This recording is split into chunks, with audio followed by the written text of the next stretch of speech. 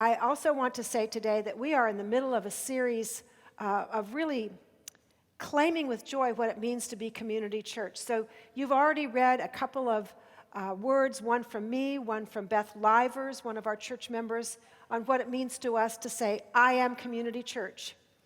And during the next few weeks, you'll be thinking about and reflecting on what it means that you are community church, whether you're here for a week, a year, or a day, or for a lifetime.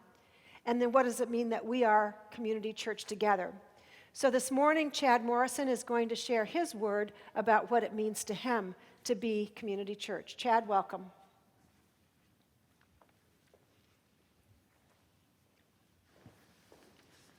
Good morning.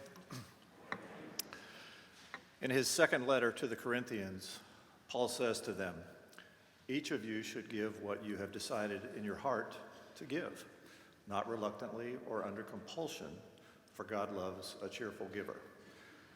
I'd like to share my family's experience regarding stewardship as we all contemplate our pledges this week.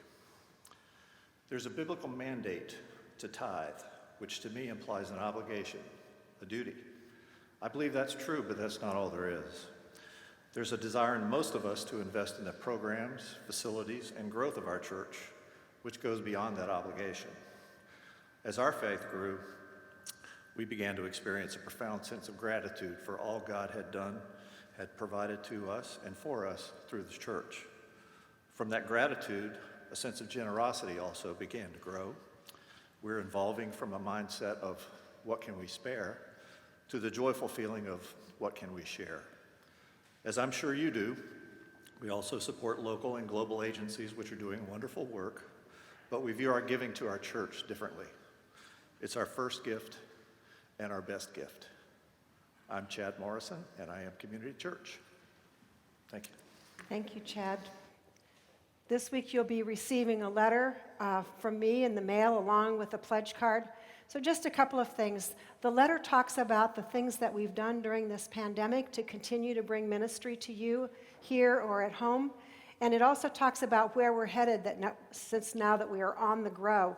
So I invite you to read that. I think you'll find it interesting as you think about the future of the church, where it's headed.